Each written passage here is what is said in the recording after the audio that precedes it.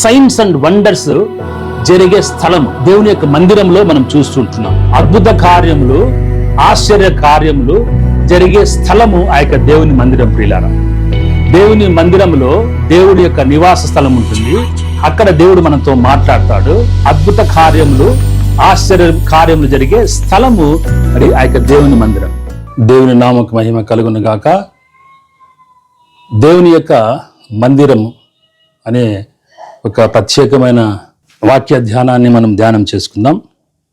ఆదికాండము 28వ అధ్యాయంలో దేవుని మందిరానికి ఉండవలసిన లక్షణాలు. యాకోబు బేర్షెబా నుండి బయలుదేరి హారాను వైపు వెళ్ళుచును అని యాకోబు బేర్షెబా నుండి హారాను వైపు వెళ్తున్న సందర్భంలో జరిగిన కొన్ని సంఘటనలు బైబిల్ గ్రంథంలో మరి రికార్డ్ చేయబడి ఉంటున్నాయి. ఆదికాండము 28వ అధ్యాయం 10వ వచనం నుంచి చదువుకుందాం. యాకోబు బేర్షెబా నుండి బయలుదేరి హారాను వైపు వెళ్ళుచు ఒక చోట చేరి ప్రొద్దు గ్రుంకినందున అక్కడ ఒక రాత్రి నిలిచిపోయి ఆ చోటి రాళ్లలో ఒకటి తీసుకొని తనకు తలగడగా చేసుకొని అక్కడ పండుకొనెను. అప్పుడతడు ఒక కలగనెను. అందులో ఒక నిచ్చెన భూమి మీద నిలబడి ఉండెను. దాని కొన ఆకాశము నంటెను. దాని మీద దేవుని దూతలు ఎక్కుచూ దిగుచూ ఉండెరి. మరియు యెహోవా దానికి పైగా నిలిచి, నేను నీ తండ్రి అయిన అబ్రహాము దేవుడను, ఇస్సాకు దేవుడనైన యెహోవాను. నీవు పండుకొని ఉన్న ఈ భూమిని నీకును నీ సంతానమునకు ఇచ్చెదను. నీ సంతానము భూమి మీద లెక్కకు ఇసుక రేణువల వలె అగును. నీవు పడమటి తట్టును, తూర్పు తట్టును, ఉత్తరపు తట్టును, దక్షిణపు తట్టును వ్యాపించెదవు. భూమి యొక్క వంశములన్నీ నీ మూలముగాను నీ సంతానము మూలముగాను ఆశీర్వదింపబడును. ఇదిగో నేను నీకు తోడై ఉండి నీవు వెళ్ళు ప్రతి స్థలమునందు నిన్ను కాపాడుచు ఈ దేశమునకు నిన్ను మరలా రప్పించెదను. నేను నీతో చెప్పినది నెరవేర్చు వరకు నిన్ను విడవనని చెప్పగా యాకోబు నిద్ర తెలిసి, నిశ్చయముగా యెహోవా ఈ స్థలమందున్నాడు, ఇది నాకు తెలియకపోయిననుకొని భయపడి, ఈ స్థలము ఎంతో భయంకరము, ఇది దేవుని మందిరమే గాని వేరొకటి కాదు, పరలోకపు గవిని ఇదే అనుకొనెను. తెల్లవారినప్పుడు యాకోబు లేచి తాను తలగడగా చేసుకుని రాయి తీసి దాని స్తంభముగా నిలిపి దాని కొన మీద నూనె పోసెను. మరియు అతడు ఆ స్థలమునకు బేతేల్ అని పేరు పెట్టెను. మరి దేవుడి కొద్ది వాక్యంను మనకై దీవించునుగాక. ప్రార్థించుకుందాం. పరిశుద్ధాత్మ దేవానికి స్తోత్రం. నాయన, దేవుని మందిరముకు ఉండవలసిన లక్షణాలు మేము ధ్యానం చేస్తుంటుండగా నీ పరలోకపు జ్ఞానం చేత మమ్మల్ని నింపండి నాయన. ఈ యొక్క వాక్య భాగాన్ని, ఈ యొక్క ప్రత్యక్షతను మేము సులభంగా అర్థం చేసుకొని మా జీవితాలలో మరి దేవుని మందిరాలుగా ఈ యొక్క రిప్రజెంటేటివ్స్గా ఈ లోకంలో మేము ఉండటకు మమ్మల్ని మీరు బలపరిచి ఆశీర్వదించి కాపాడండి. దేనికి కూడా మేము భయపడకుండా నీ యొక్క పరిశుద్ధాత్మ అభిషేకం చేత నీ రాజ్య సువార్తను ప్రకటించగలిగిన ఒక వెపన్స్గా ఈ లోకంలో మమ్మల్ని మీరు వాడుకోండి. నీ కృప చొప్పున మమ్మల్ని బలపరిచి ఆశీర్వదించి కాపాడమని ఈ కొద్ది మనవులు నీ ప్రియకుమారుడైన యేసుక్రీస్తు నామమున అడిగి వేడుకొని చుట్టున్నాం తండ్రి, ఆమేన్. ప్రియమైన సంఘమ, మరి దేవుని మందిరానికి ఉండవలసిన లక్షణాలు ఈ యొక్క అధ్యాయంలో మనం చూడగలం. మరి మొట్టమొదటి దేవుని యొక్క నివాస స్థలము గురించి, మరి దేవుని మందిరముకు ఉండవలసిన లక్షణాల గురించి. దేవుని మందిరము మరి బైబిల్ గ్రంథంలో, పరిశుద్ధ గ్రంథంలో ఎక్కడెక్కడగా మరి మందిరాల గురించి ప్రస్తావించబడింది అనే విషయాన్ని ఈరోజు మరి ధ్యానం చేసుకుందాం. మొట్టమొదటిగా మరి దేవుని మందిరానికి ఉండవలసిన లక్షణాలు, చాలా లక్షణాలు కలిగి ఉంటున్నాయి. కానీ ముఖ్యమైన కొన్ని లక్షణాల గురించి మనం ధ్యానం చేసుకుందాం. మరి మొట్టమొదటిగా దేవుడు నివసించే స్థలము. మరి దేవుని మందిరములో దేవుని యొక్క పరిశుద్ధత, పరిశుద్ధాత్మ నివసించే ఒక స్థలము దేవుని మందిరంగా ఉంటున్నది. మరి మన యొక్క మందిరాలు, మన యొక్క మరి చర్చెస్, మన యొక్క టెంపుల్స్, మన జీవితాలు దేవుడు నివసించేయడానికి యోగ్యమైనవిగా ఉన్నాయా లేదా అని ఈరోజు మనం పరీక్షించుకోవాల్సిన అవసరం ఉంటుంది. మరి దేవుని మందిరములో దేవుని యొక్క పరిశుద్ధత, దేవుని యొక్క జ్ఞానము, దేవుని యొక్క మాటలు మనకు వినపడాలి ప్రియులారా. దాన్ని దేవుని యొక్క మందిరంగా అంటున్నారు. మరి ఇక్కడ మనము చూసినట్లయితే 28వ అధ్యాయము 16వ వచనము, యాకోబు నిద్ర తెలిసి నిశ్చయముగా యెహోవా ఈ స్థలమందు ఉన్నాడు.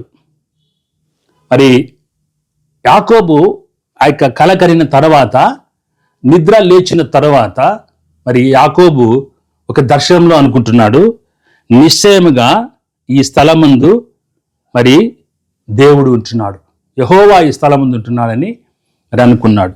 అది నాకు తెలియకపోయిననుకొని భయపడి ఆ స్థలం ఎంతో భయంకరము, ఇది దేవుని మందిరమే. హల్లెలూయా.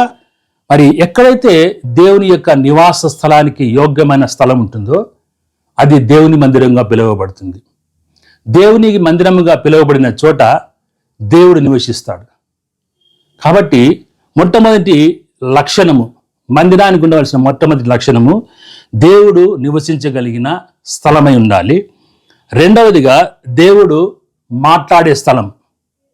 దేవుని మందిరంలో మనుషులు మాట్లాడడానికి కాదుండేది, దేవుడు మాట్లాడాలి. మరి దేవుడు ఎవరితో మాట్లాడతాడు, ఎవరి ద్వారా మాట్లాడుతుంటున్నాడు? మరి సంఘ కాపరి ద్వారా ఆ యొక్క మందిరంలో దేవుడు మరి ప్రజలతోనూ విశ్వాసులతోనూ మాట్లాడుతూ ఉంటున్నాడు. మరి ఎవరైతే దేవుని యొక్క ఆత్మ చేత నింపబడి మరి దేవుని యొక్క కమాండ్మెంట్స్, దేవుని యొక్క జ్ఞానము చేత నింపబడిన మనుషులు, భక్తులు, మరి దేవుని యొక్క సంఘ కాపరులు ప్రజలకు మరి వాక్యాన్ని బోధిస్తూ ఉంటున్నారు. దేవుడు మాట్లాడే స్థలం. మరి మందిరంలో ఆ యొక్క క్వాలిటీ, ఆ యొక్క క్వాలిఫికేషన్ ఉండాలని దేవుడు ఇష్టపడుతుంటున్నాడు.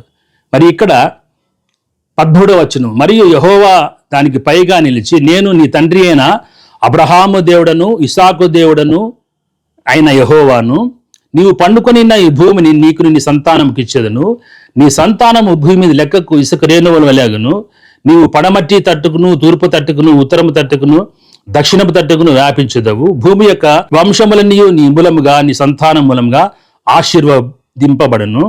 ఇదిగో నేను నీకు తోడయుండి నీవు వెళ్ళు ప్రతి స్థలముందు నిన్ను కాపాడుచు ఈ దేశం నిన్ను మరలా రప్పించదును. అంటే యాకోబుతో దేవుడు మాట్లాడుతూ ఉంటున్నాడు. మరి దేవుని యొక్క మందిరానికి ఉండవలసిన మొట్టమొదటి లక్షణము, దేవుడికి నివాస యోగ్యమైన స్థలముగా ఉండాలి. మరి ఆ యొక్క స్థలములో దేవుడు మనతో మాట్లాడే స్థలమై ఉంటున్నాలి. ఒక్కసారి మనం వెళ్తున్న సంఘాలు, మనం వెళ్తున్న మందిరాలను మనము ఈ యొక్క లక్షణాలను కంపేర్ చేసి, బేరీజు చేసి చూసుకున్నట్లయితే మరి అక్కడ దేవుడు మనతో మాట్లాడుతున్నాడా లేదా? లేదంటే నామకార్థపు మరి ఊరికే నామకార్థంగా వెళ్తున్నాము, వస్తుంటున్నాం. కొన్ని సంవత్సరాల నుంచి మరి మన మందిరాలకు వెళ్తుంటున్నాం, కానీ అక్కడ దేవుని యొక్క మాటలు మనం వినలేకపోతుండొచ్చు. కానీ దేవుడి యొక్క మందిరానికి ఉండవలసిన మొట్టమొదటి లక్షణము, దేవుడు నివాస స్థలమై ఉండాలి. రెండవదిగా ఆయన తన బిడ్డలతో మాట్లాడే స్థలముగా ఉండాలి. మరి మూడవదిగా మనం చూసినట్లయితే అది ఒక అసాధారణమైన క్రియలు, అంటే అసాధారణ అంటే ఒక అతీతమైన శక్తులు కాదు, కానీ అసాధారణ క్రియ, వండర్స్, సైన్స్ అండ్ వండర్స్ జరిగే స్థలము.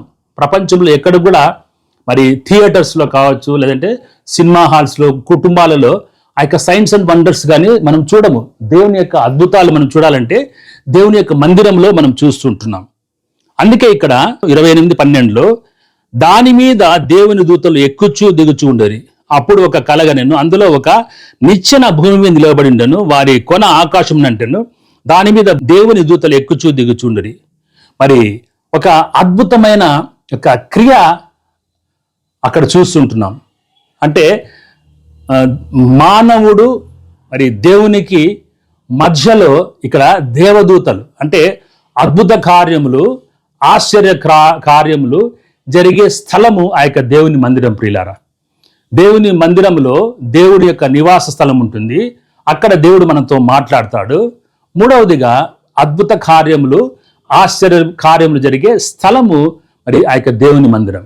కొన్ని మందిరాలలో, కొన్ని చర్చెస్లో మరి ఆ యొక్క అద్భుతాలు, ఆశ్చర్యకాలు ఒప్పుకోరు. మరి పరిశుద్ధాత్మను మరి దూరంగా పెడతారు.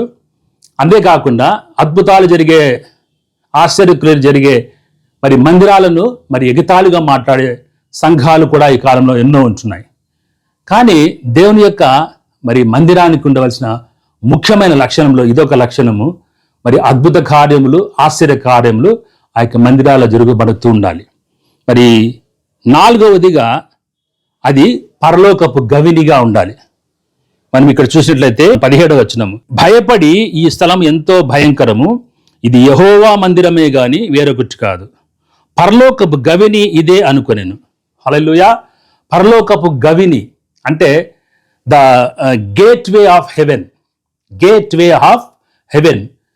మనము ఫర్ ఎగ్జాంపుల్ మనము కొన్ని మాల్స్కి వెళ్ళినట్లయితే ఆ యొక్క మాల్ ఎంట్రెన్స్లోంచి వెళ్ళిన తర్వాత అక్కడ రకరకాల షాపులకు, రకరకాల వస్తువులకు అది వ్యాపార స్థలంగా ఉంటుంది. కొన్ని అతి ఖరీదైన బ్రాండెడ్ షూస్, బ్రాండెడ్ బట్టలు, బ్రాండెడ్ బ్యాగ్స్ రకరకాల మరి మాల్లో దొరుకుతాయి మనకి. కానీ మొట్టమొదటిగా దానికి పోవాలంటే ఒక ముఖద్వారం గుండా లోపలికి ఎంటర్ కావాలి. ఆ యొక్క ఎంటర్ అయిన తర్వాతనే ఆ యొక్క మాల్లో ఉన్న ప్రతి ఒక్కటి మనము చూడగలం.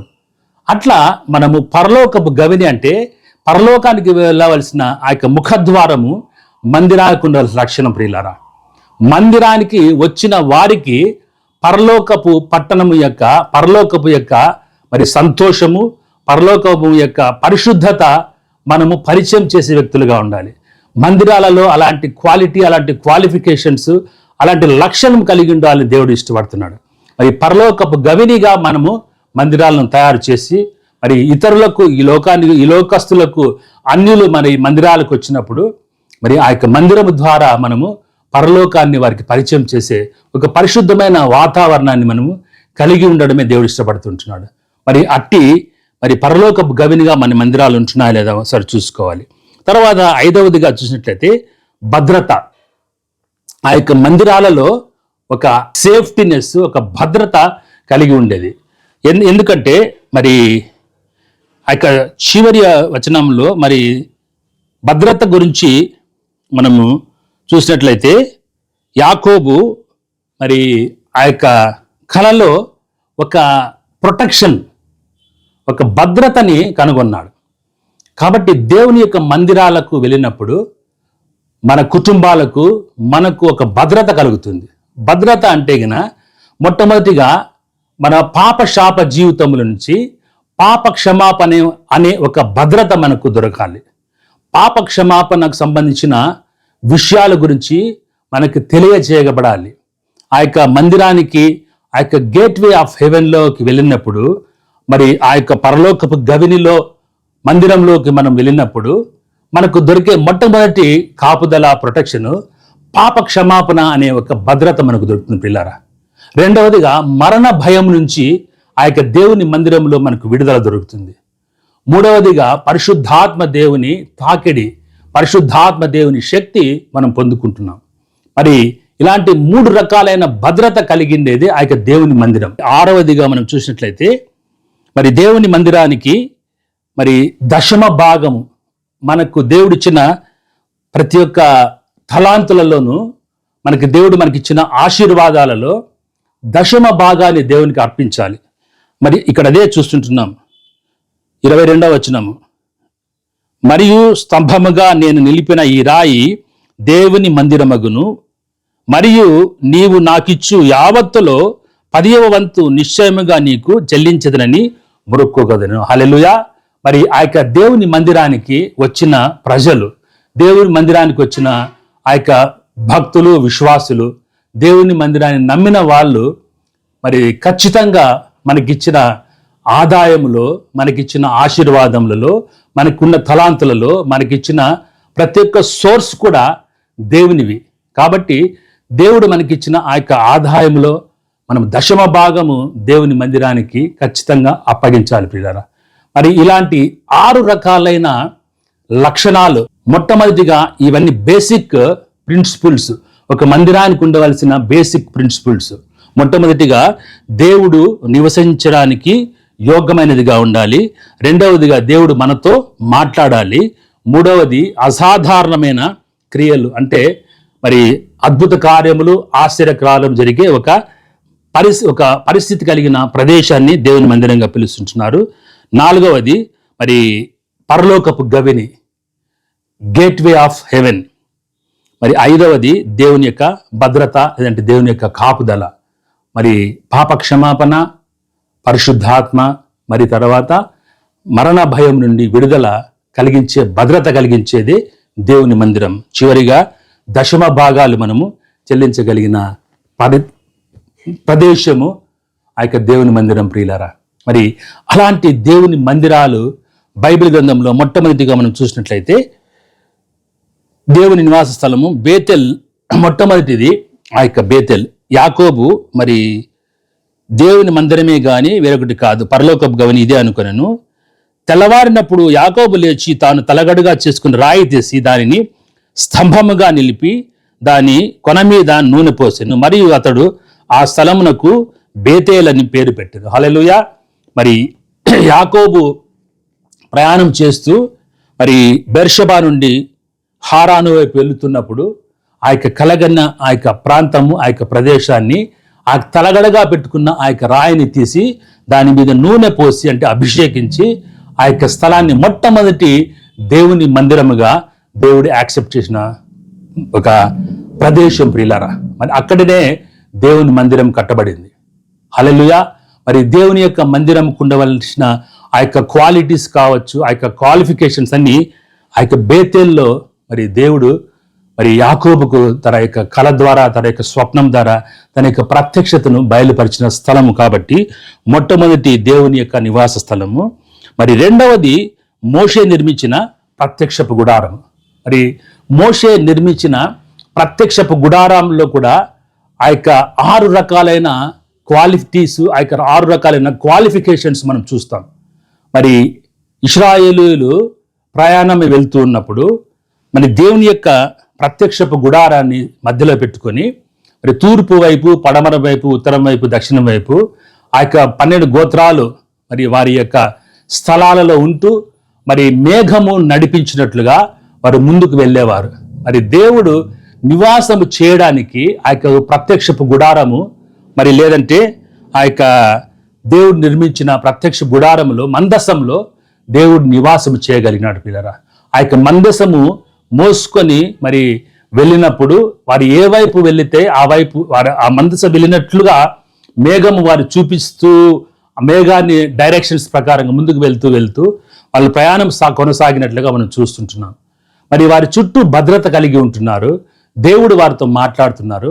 వారికి ఉన్న దశమ భాగం, వారికి ఉన్న ప్రతి ఒక్క మరి సంపాదనలో, ప్రతి ఒక్క ఆస్తిలో, ప్రతి ఒక్క తలాంతులో దేవునికి ఆ యొక్క ప్రత్యక్ష గుడారంలో దశమ భాగాన్ని ఇచ్చినారు. మరి దేవుడు వారితో మాట్లాడారు, వారు దేవునితో మాట్లాడినారు. అదొక పరలోకపు గవినిగా, మరి గేట్వే ఆఫ్ హెవెన్ గా ఉన్నట్లుగా మనం చూస్తుంటున్నాం. అది రెండవ మందిరం. మూడవ మందిరం మనం చూసినట్లయితే సొలొమోను నిర్మించిన దేవుని ఆలయం. సొలొమోను దేవాలయం ఇశ్రాయేల్ దేశంలో మరి సొలొమోను కాలంలో మరి నిర్మించబడింది. మరి దావీదు మహారాజు దేవాలయం మందిరాన్ని కట్టాలనుకున్నాడు, కానీ మరి దేవుని చిత్త ప్రకారంగా దేవుడే ప్రేరేపించి మరి సొలొమోను ద్వారా మందిరం కట్టబడింది. ఆ యొక్క మందిరంలో కూడా ఇలాంటి క్యారెక్టర్స్, ఇలాంటి క్వాలిఫికేషన్స్ మనం చూస్తాం. దేవుడు మరి ఆ యొక్క మందిరంలోనికి వచ్చిన ప్రజలను ఆయన ఆశీర్వదించినాడు, వారితో మాట్లాడినాడు. అక్కడ ఎన్నో అద్భుతాలు జరిగినాయి, ఎన్నో ఆశ్చర్యక్రియలు జరిగినాయి.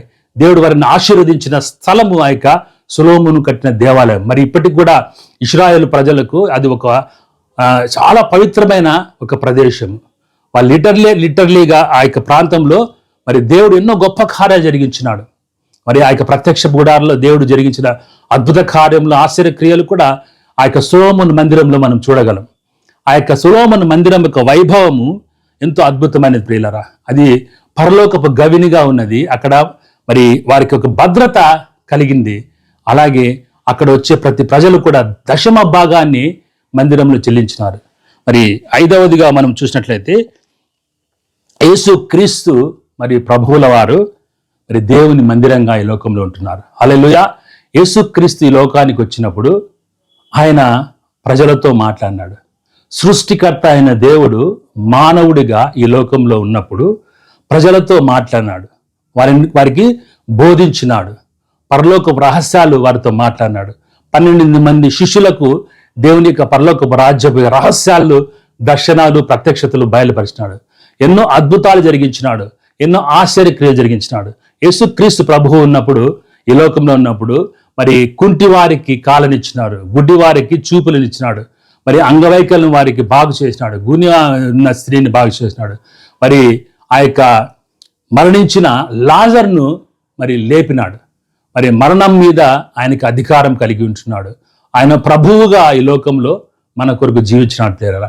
కాబట్టి ఆ యొక్క మందిరానికి ఉండవలసిన క్వాలిటీసు, క్వాలిఫికేషన్ యేసుక్రీస్తులో మనం చూడగలం.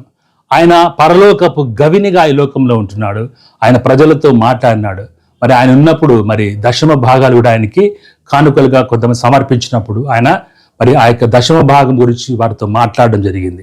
హల్లెలూయా. మరి మత్తయి సువార్త 5వ అధ్యాయంలో మనం చూసినట్లయితే మరి ఆ యొక్క మందిరము యొక్క లక్షణాలు, మరి దేవుడు తన శిష్యులకు, తన ప్రజలకు మాట్లాడిన బోధ గురించి మనం చూస్తాం.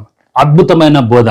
మరి ప్రపంచంలో ఎవరు కూడా బోధించలేని ఆ యొక్క పరలోకపు జ్ఞానముతో నింపబడిన బోధ యేసుక్రీస్తు శరీరాకరిగా ఈ లోకంలో ఉన్నప్పుడు తన శిష్యులతో మాట్లాడినాడు. ప్రియులారా, అలాంటి గొప్ప బోధ, ఆ యొక్క అద్భుతమైన దేవుని బోధ. మరి దేవుడు మాట్లాడినప్పుడు ప్రజలలో ఉన్న ఆ యొక్క కట్లు తెంపబడతాయి. మరి దేవుడు మాట్లాడినప్పుడు మన యొక్క బానిసత్వం నుంచి మనకు విడుదల దొరుకుతుంది. మన దేవుడు మాట్లాడినప్పుడు మన యొక్క జీవితంలో మన పాప క్షమాపణ, పాప భారము దేవుడు కట్లను తెంచివేస్తాడు. మరి ఆ యొక్క కాడిమానును విరగొట్టేది దేవుని యొక్క వాక్యము. కాబట్టి దేవుడు మాట్లాడడానికి మనం ఇష్టపడదాం. మరి చివరిగా మనం చూసినట్లయితే మనము దేవుని మందిరమై ఉంటున్నాం. నీవు నేను మరి చలించే కదిలే దేవుని మందిరాలుగా ఉంటున్నాం. మరి ఆ యొక్క కదిలే దేవుని మందిరం, నీ యొక్క హృదయము, నీ యొక్క క్యారెక్టర్, నీ యొక్క జీవితము దేవుని మందిరంగా ఉందా అని ఒకసారి పరీక్షించుకోవాలని దేవుడు ఇష్టపడుతుంటున్నాడు. ఇలాంటి క్వాలిటీస్ దేవుని మందిరంగా ఈ లోకంలో సాక్ష్య బిడ్డలుగా మనం ఉంటున్నాం. మరి దేవుడు నివసించే యోగ్యమైన ఆ యొక్క జీవితము, ఆ యొక్క బ్రతుకును నువ్వు కలిగి ఉంటున్నావా లేదా ఒక్కసారి పరీక్షించుకో. మరి పరిశుద్ధమైన జీవితం జీవించాలి. మారు మనసు, పశ్చాత్తాపము, రక్షణ, ఆత్మ ఫలముల చేత నింపబడి, ఆత్మ వరముల చేత నింపబడి ఒక పరిశుద్ధమైన జీవితం జీవించాలని మరి దేవుడు ఇష్టపడుతున్నాడు బిడ్డరా. మరి ఆ యొక్క బేతేలులో ఉన్న పరిశుద్ధతను బట్టి దేవాది దేవుడు, సృష్టికర్త అయిన వాడు నివాసము చేయడానికి ఇష్టపడ్డాడు. నివాసము చేయడానికి యోగ్యమైన స్థలముగా బేతేలు ఉన్నది. ఆ యొక్క యాకోబు ప్రయాణం చేసినప్పుడు ఆ యొక్క స్థలము బేతేలుగా దేవుడు మరి అభిషేకించినాడు. మరి ఈ రోజు నిన్ను నన్ను దేవుడు అభిషేకించడానికి ఒక బేతేలుగా, ఒక పరిశుద్ధమైన మరి ఆయన ప్రతినిధులుగా, దేవుని మందిరాలుగా మనం ఈ లోకంలో ఉంటున్నాం. మరి మన నోటి మాటలు, మన హృదయ ధ్యానము ఆయన దృష్టికి అంగీకారంగా ఉంటున్నాయా లేదా ఒకసారి పరీక్షించుకోవాల్సిన సమయం ఉంది పిల్లారా. దేవుని మందిరాలుగా చెప్పుకొని మనము దుర్మార్గములుగా, పాపులుగా, జారత్వము, తాగుడు, వ్యభిచారము, రకరకాల పాపాలతో సాక్ష్యము లేని జీవితము ఈ లోకంలో జీవిస్తున్నట్లయితే మరి దేవుడు మారు మనసు, పశ్చాత్తాపం పొంది దేవుని మందిరాలుగా రక్షణ పొంది మరి పరిశుద్ధమైన జీవితము జీవించాలని దేవుడు ఇష్టపడుతున్నాడు. మరి ఆ యొక్క పరలోకపు గవినిగా మన జీవితాలు ఉండాలి ప్రియులరా. మన కుటుంబానికి, మన ఇంటికి మనతో మాట్లాడినప్పుడు మరి ఇతరులు, మరి అన్యులు ఆదరించబడాలి. మనము చెప్పిన మాటలు విన్న తర్వాత వారు దేవుణ్ణి అసహించుకోకూడదు. దేవుణ్ణి మీద వారికి ఒక ప్రత్యక్షత కలగాలి.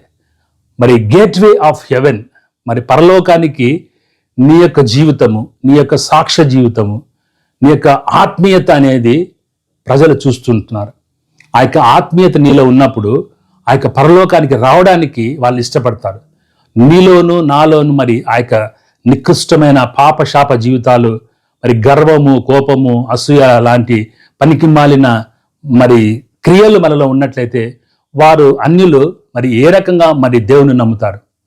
మనల్ని నమ్మడానికి, మరి యేసు ప్రభువాని నిజమైన దేవుణ్ణి, బైబిల్ని నమ్మడానికి ముందుగా నీవు నేను ప్రత్యక్ష సాక్షులుగా ఈ లోకంలో ఉంటున్నాం. కాబట్టి ఆ యొక్క మందిరంగా ఉంటున్న నిన్ను నన్ను దేవుడు ఒక పరిశుద్ధమైన పరలోకపు జ్ఞానము చేత నింపబడాలని దేవుడు ఇష్టపడుతున్నాడు.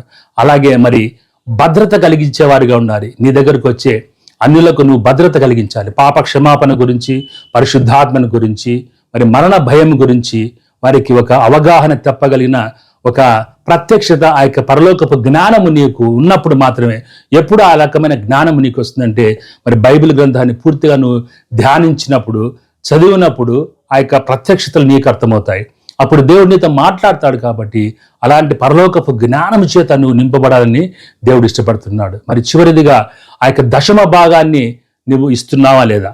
మరి నువ్వు ఏ మందిరానికి వెళ్తున్నావు, ఆ యొక్క మందిరంలో మరి నువ్వు ఇచ్చే దశమ భాగాల గురించి దేవుడు ఒకరోజు లెక్క అడగబోతుంటున్నాడు పిల్లరా. కాబట్టి దేవుని మందిరానికి క్వాలిటీ వచ్చేసి, క్వాలిఫికేషన్ అనేది దశమ భాగము దేవుడు యాకోబుకు దేవుడు చెల్లించినట్లుగా, అర్పించినట్లుగా మనము కూడా మన జీవితంలో మనకిచ్చిన ప్రతి ఒక్కటిలో కూడా దశమ భాగాన్ని మరి దేవుని మందిరానికి మనం ఇవ్వాల్సిన అవసరం ఎంతైనా ఉంది. మరి అలాంటి కృపచేత మనం నింపబడాలని దేవుడు ఇష్టపడుతున్నాడు. దేవుని మందిరాలుగా, కదిలే దేవుని మందిరాలుగా మనమందరం ఈ లోకంలో దేవునికి ప్రత్యక్ష సాక్షులుగా ఉంటున్నాం.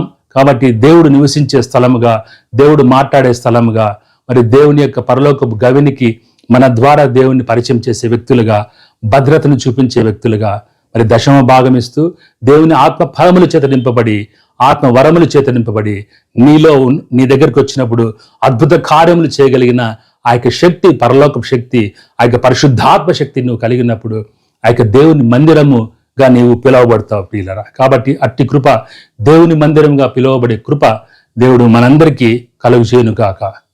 ప్రార్థించుకుందాం. పరిశుద్ధమైన ప్రేమగల దేవానికి స్తోత్రం. దేవుని మందిరానికి ఉండవలసిన లక్షణాల గురించి ఈరోజు మీరు మాతో మాట్లాడిన విధానం కొరకానికి స్తోత్రం.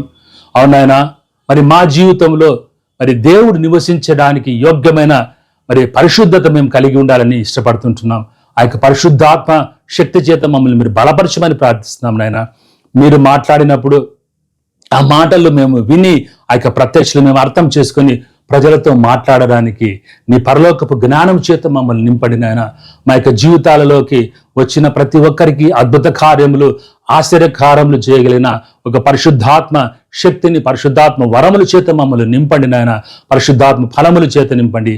ఒక భద్రత, ఒక సెక్యూరిటీ అనేది మేము అన్యులకు ఇవ్వగలగాలి. ఆ యొక్క మరి పాపపు ప్రాయశ్చిత్తం గురించి, ఆదరణకర్త అయిన పరిశుద్ధాత్మ దేవుని గురించి, మరణ భయం గురించి, ప్రేమ గురించిన ఆ యొక్క లక్షణాల గురించి ప్రజలకు వివరించే ఆ యొక్క శక్తిని, ఆ యొక్క భద్రతను మాకు అనుగ్రహించండి.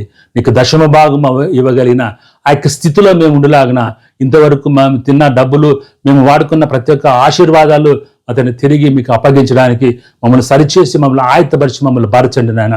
మమ్మల్ని, మా కుటుంబాలను జ్ఞాపకం చేసుకోండి. మా తప్పులను క్షమించండి.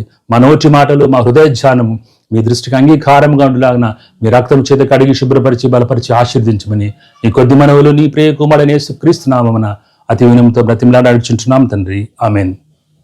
దేవుడు మిమ్మల్ని, మీ కుటుంబాలను బహుగా ఆశీర్వదించును గాక. ఆమెన్.